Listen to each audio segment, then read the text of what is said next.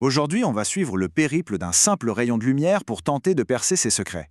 Une exploration qui, je vous le promets, va nous faire voir les choses sous un jour nouveau. On a tous appris à l'école cette règle de base. La lumière se propage en ligne droite. Mais alors, est-ce que c'est vraiment aussi simple que ça? On va voir que la réalité, comme souvent en physique, est bien plus surprenante. Et la réponse, elle est juste là, sur cette image. Quand un faisceau laser croise le chemin d'une fente minuscule, au lieu de simplement passer à travers, il s'étale, il se disperse pour créer cette figure lumineuse assez incroyable. C'est notre premier indice, la lumière ne se contente pas toujours de filer tout droit. Voilà, ce comportement porte un nom, c'est la diffraction. C'est cette tendance qu'a la lumière, et en fait toutes les ondes, à contourner les obstacles qu'elle rencontre. C'est la toute première étape de notre voyage. Pour bien analyser ce qui se passe, regardons le montage expérimental. Et franchement, c'est d'une simplicité déconcertante. On a juste besoin d'une source de lumière, notre laser, d'une fente très fine de largeur A, et puis d'un écran placé à une distance D. Avec ces trois petits éléments, on peut commencer à décrypter le comportement de la lumière. Ok, pour mettre des chiffres là-dessus, la clé, c'est de mesurer un angle bien précis, l'angle θ. On l'appelle l'écart angulaire. En gros, c'est lui qui nous dit à quel point la lumière s'est étalée.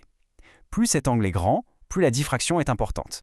Et tout ça, ça se résume en une formule toute simple mais super puissante. θ est égal à lambda sur A. Lambda, c'est la longueur d'onde de la lumière et A, c'est la largeur de la fente. Cette petite équation nous révèle un truc assez fou et même contre-intuitif. Plus l'obstacle est petit, plus la lumière s'étale. C'est dingue, non? Et ce n'est pas tout. À partir de là, on peut même aller jusqu'à calculer la largeur L de cette fameuse tache lumineuse au centre de l'écran.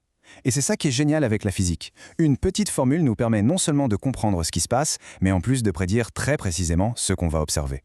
Bon, on a vu la lumière faire des virages, c'est bien.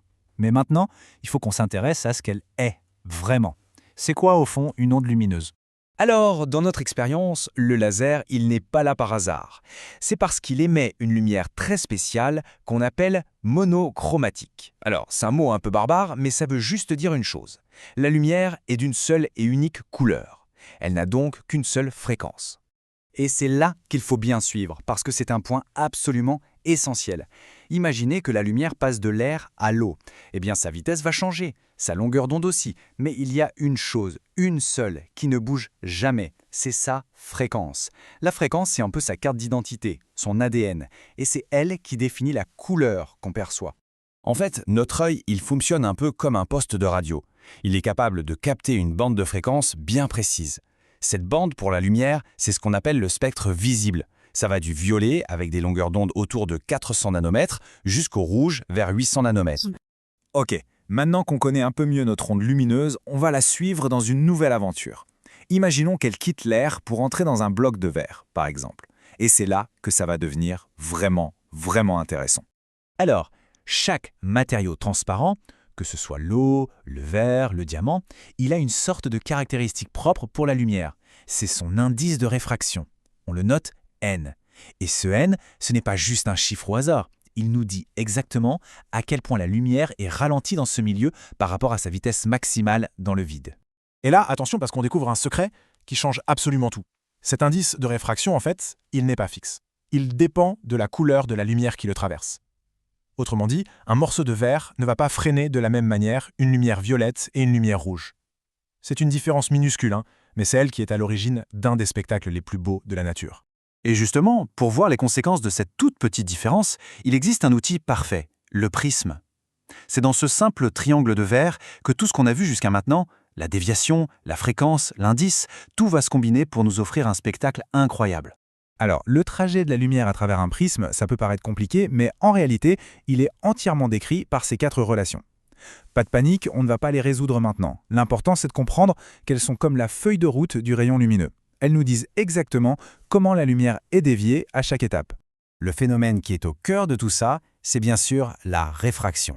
C'est ce fameux changement de direction que prend la lumière quand elle passe d'un milieu à un autre, et donc quand elle change de vitesse. C'est exactement ce qui se passe quand elle entre dans le prisme et quand elle en sort. Bon, on a vu que l'indice de réfraction N dépend de la couleur, on a aussi vu que la déviation dans le prisme dépend de cet indice N. Du coup, la grande question c'est, qu'est-ce qui se passe si la lumière qui arrive sur le prisme n'est pas d'une seule couleur, mais si c'est de la lumière blanche, c'est-à-dire un mélange de toutes les couleurs? Eh bien la réponse, c'est la magie de la dispersion. C'est logique en fait, puisque chaque couleur a son propre indice de réfraction, chaque couleur va être déviée avec un angle qui lui est propre, un angle un tout petit peu différent de ses voisines.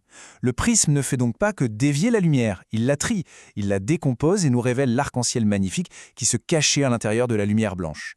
Et tout ce voyage de la lumière, de la diffraction à la dispersion, ce n'est pas juste une belle histoire de physique.